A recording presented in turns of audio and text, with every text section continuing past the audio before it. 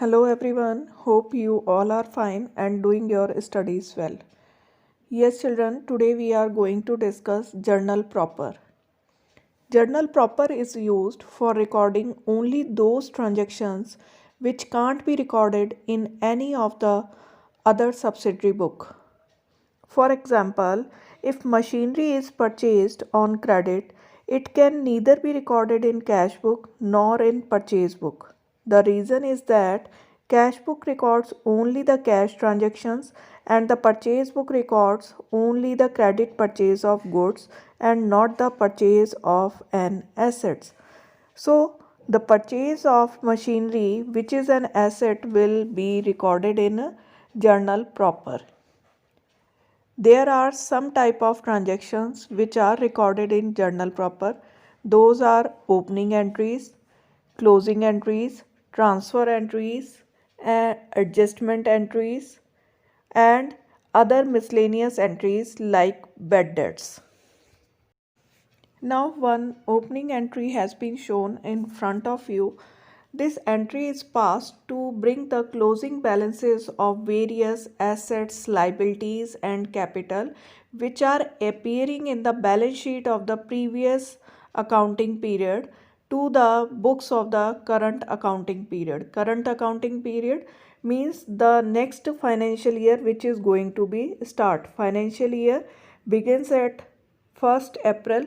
So this entry is passed on the 1st April and these balances has been brought forward from the balance sheet of the previous year, that is made on 31st March. Okay. So in this one, the journal entry which have been passed, sundry assets account debit to sundry liabilities and to capital. Yes, beta, in front of you, one practical problem related to closing entries have been shown. Closing entry is passed at the end of the accounting period to transfer the balances of the nominal accounts because there is a need to prepare the trading and profit and loss account to ascertain the profit.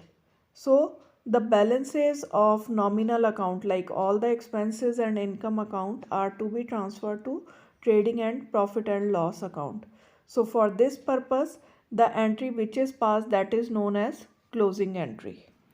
Now in this practical problem, you can see some of the assets, liabilities as well as income and expenditures have been given. So in trading and profit and loss account, we will just transfer the income and expenditure accounts only. So you can observe the first journal entry is trading account debit to purchase account to carries inward to wages account. Trading and profit and loss account both are the nominal account. So on the debit side we will show all the expenses and on the credit side we will show all the income. Purchase, carries inward, wages, these are the expenses. So debit side, when we write off any account, any expenses, it will be shown as trading account debit to purchase account to carries inward and to wages account. Now sales is an income, so it will be shown on the credit side of the trading account. If we pass the journal entry from this one, so it will be sales account debit to trading account. Then the difference between the debit and credit balance of the trading account can be the profit or it can be the loss. So you can observe in this one, trading account debit is showing the 42,875 while credit balance of the trading account is 95,000. So credit side is more, income side is more, so there is a profit and profit will be transferred to the profit and loss account.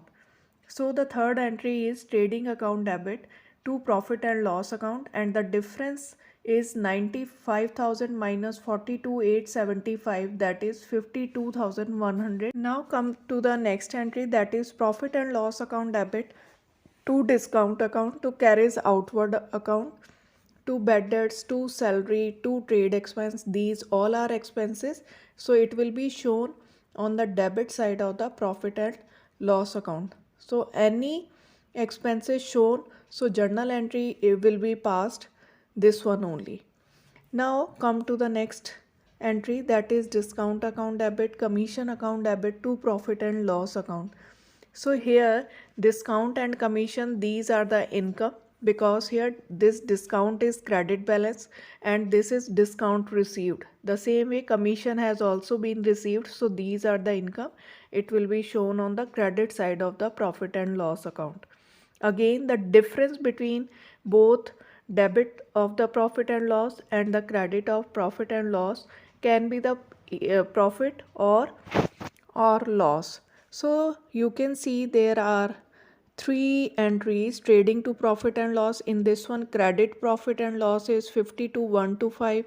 Then again one more profit and loss credit में 2300 है, इन दोनों को आप add कर लें.